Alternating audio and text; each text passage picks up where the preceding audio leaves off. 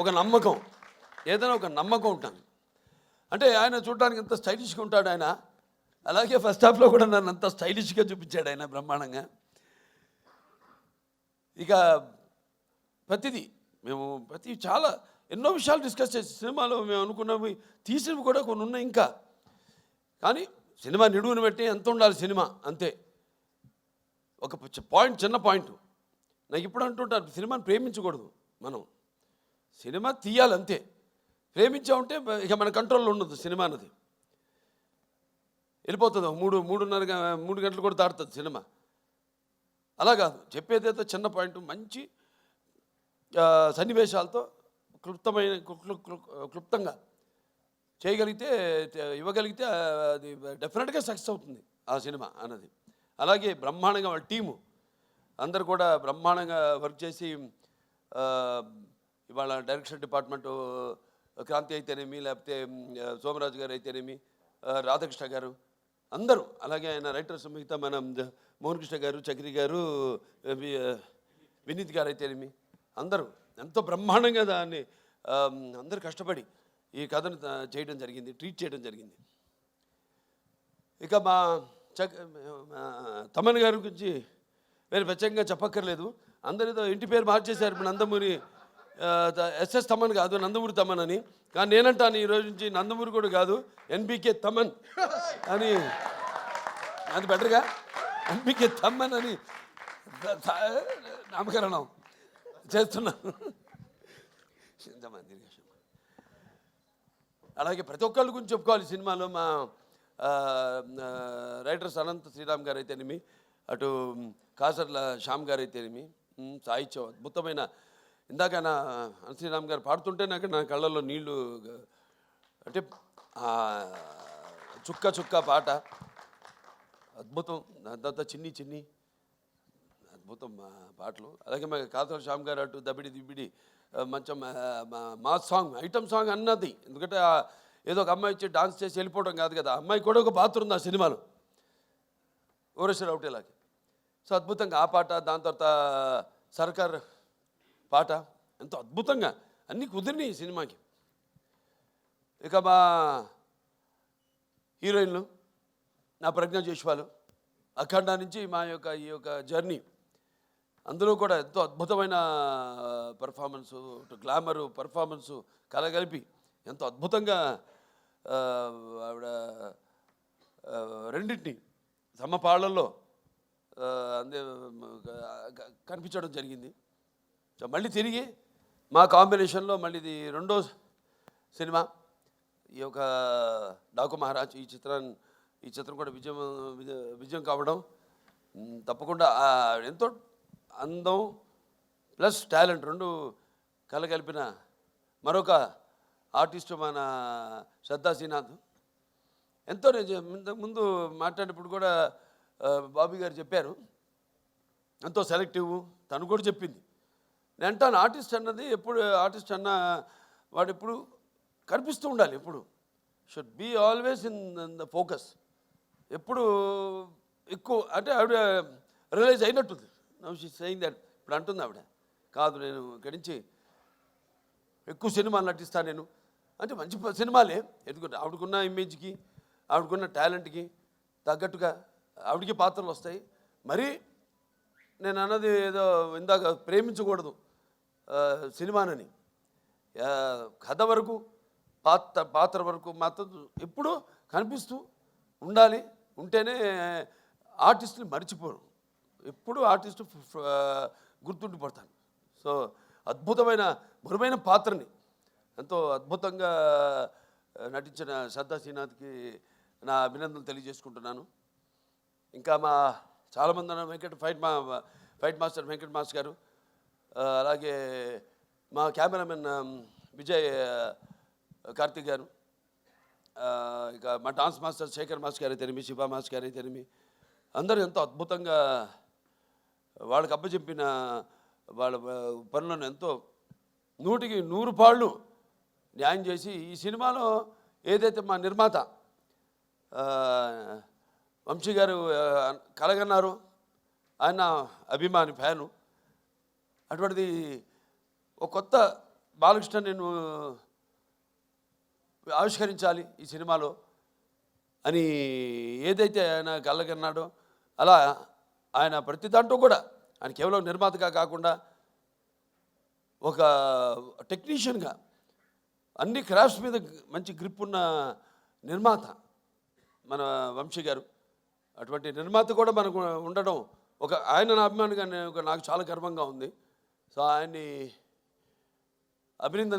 ఈ యొక్క సందర్భంగా ఆయన్ని అభినందిస్తూ ఇంకా ఎన్నెన్నో మంచి అద్భుతమైన సినిమాలు తీశారు ఆయన బ్యానర్లో. ఇంకా ముందు ముందు ఇంకా మంచి మంచి సినిమాలు కూడా తీయాలని ఆయన అభినందిస్తూ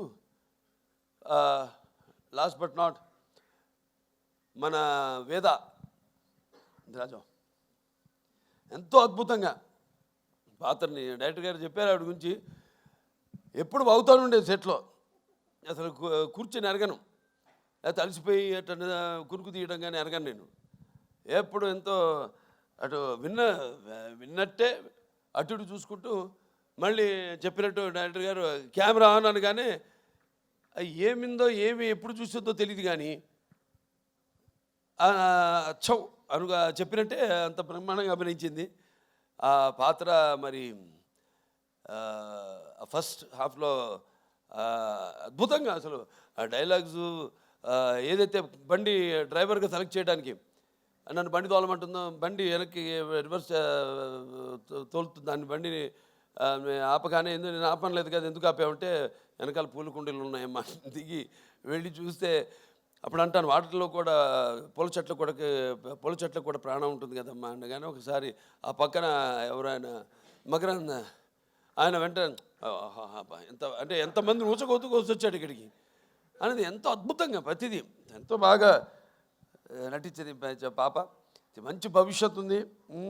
ఫస్ట్ స్టడీ వెల్, ముందు पढ़ना भी, उसके साथ बाद में धीरे धीरे యాక్టింగ్ करना. సరే మన సినిమాకి వస్తే చాలామంది అనుకుంటారు పాత్రల గురించి. ఇప్పుడు పాత్రలు పరకాయ ప్రవేశం అంటే పాత్ర సినిమా కథను ఓకే చేసి ఆ పాత్రకు వెళ్ళే వరకు నాకు తెలీదు. అంటే నేను నా వాచకం, నా ఆంగికం కానీ, నా ఆహార్యం కానీ ఎలా ఉంటుందో నాకు ఐడియా లేదు, ఉండదు. ప్రతి పాత్రకు ఒకటే చేస్తాను నేను. కాకపోతే ఒక్కసారి ఆ పాత్రలోకి వెళ్ళినప్పుడు ఆ పాత్ర నన్ను ఆ పరకాయ ప్రవేశం చేసినప్పుడు అంటే నేను ఎప్పుడు చెప్తుంటాను, ఒక యాక్టింగ్ అంటే కేవలం అరవడం, నవ్వడము, ఒక తృప్తి పరిచే ఒక అరుపు, ఒక డైలాగ్ అరవడము కాదు. పాత్ర అంటే ఒక పరకాయ ప్రవేశం ఇంకో పాత్రలోకి. ఏ పాత్ర అనుభవాలు అయితే ఆ యొక్క ఆ పాత్రకు ఆత్మ అనుభవాలు అయితే మనము అనుభవించలేదో ఆ పాత్రలోకి వెళ్ళిపోవడం. సో అది నాకు గొప్ప వరంగా భావిస్తున్నాను మా నాన్నగారి తొరత. అలాగే చాలామంది అంటుంటారు అంటే అంటే ఈ సినిమా మొదలైంది కూడా ఈ సప్త సముద్రాలు వాటి గురించి చర్చించుకుంటూ ఎన్నో చర్చించుకున్నాం సరదాగా. ఇక చర్చించుకోవడానికి ఉంది, సబ్జెక్ట్ ఇంత అనుకుంటాం, దాన్ని కుదిస్తాం మళ్ళీ. నేను చెప్పినట్టు 2.5 గంటలు అంటే మనకి ఎలా ఉన్నాయి, లవణ సముద్రం అయితేనేమి, ఇచ్చు సముద్రం అయితేనేమి, లేకపోతే సర్ప సముద్రం అయితేనేమి, దతి సముద్రం అయితేనేమి, క్షర సముద్రం అయితేనేమి, లేకపోతే శుద్ధ సముద్రం అయితేనేమి, ఇలా మన దాంట్లో కూడా మన శరీరంలో కూడా 7 సముద్రాల నుంచి మొదలైంది. మన ప్రపంచంలో కూడా 7 సముద్రాలు ఉన్నాయి. ఎలా ఏం చేద్దాం, ఈ నీళ్ళ గురించి ఎన్నో డిస్కషన్స్ చేసాం, వాటర్ గురించి. ఓ సీన్ కూడా తీసేసాం నిడువు ఎక్కువైందని. దాంట్లో మన గురించి చెప్పుకుంటాం. ఏది మన సార్ ఆర్థర్ కాటన్ ధర ఒక్కడే గోదావరి దగ్గర ధవళేశ్వరం ఆనకట్ట కట్టించాడు.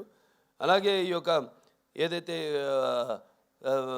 పట్టిసీమ ద్వారా సముద్రంలో వృధాగా కలిసిపోతున్న నీళ్లను మళ్లించి అతి తక్కువ వర్షపాతం ఉన్న ప్రాంతాలకి, కరువు కాటకాలు విలయతాండవాడుతున్న ప్రాంతాలకి నీళ్ళు ఇచ్చిన చరిత్ర మంది అని, ఇలా ఎన్నో అన్నీ అంటే ఒక మన తెలుగువాడు గొప్పతనం. ఇవాళ ఇక్కడే కాదు, ఎక్కడికి వెళ్ళినా అంతా మన తెలుగువాడు ఉన్నారు ప్రపంచంలో. అటు అమెరికా వెళ్ళినా, ఇటు ఆస్ట్రేలియా వెళ్ళినా. అందుకే ఈయన చెప్పినట్టు, తమన్ గారు చెప్పినట్టు, సినిమా అక్కడ అమెరికా అయితేనేమి, ఇటు ఆస్ట్రేలియా అయితేనేమి, ఇటు ఇంగ్లాండ్ అయితేనేమి, ఇటు అక్కడ ఆఫ్రికా అయితేనేమి, ఎక్కడెక్కడ మన ప్రవాస తెలుగు వాళ్ళు ఉన్నారో అక్కడ వాళ్ళే కాదు, వాళ్ళే కాకుండా ఇవాళ మన తెలుగు సినిమా ఏ రేంజ్కి వెళ్ళిందంటే ఇవాళ అవతల వాళ్ళు అంటే ఆ దేశస్తులు కూడా సినిమాను చూసి మన సినిమాను చూసి ప్రశంసించే స్థాయికి మన తెలుగు చలనచిత్ర పరిశ్రమ ఎదిగిందంటే మరి మనం ఎంతోమంది దానికి మన గొప్ప ఎక్కువ చెప్పుకోము. సో కాబట్టి ప్రేయర్లో అప్రస్తుతం ఇక్కడ. ఎందుకంటే నా వరకు నేను నా గురించి ఆలోచించుకుంటుంటాను. నా వరకు నేను ఎంత బాగుండాలి అంత అన్నది ఒక స్వార్థం అయితే తమ్మన్ గారు చెప్పారు చాలా వివరంగా. ఇవాళ ప్రపంచం ఎలా ఉందో, ఎంత కుదించుకుపోతుంటో అంత క్లిష్టంగా తయారవుతుంది ఈ ప్రపంచం. ఇవాళ నీళ్ళ గురించి తీసామంటే నీళ్ళే ఇవాళ అక్కడ చైనా అయితేనేమి, గాజెస్ అయితేనేమి, లేకపోతే ఇవాళ బ్రహ్మపుత్రం మీద రేపు ఆనకట్ట కట్టాలి వాళ్ళు అనుకోవడం అయితేనేమి, రేపు అబ్దుల్ కలాం గారు చెప్పినట్టు ముందు జరగబోయేది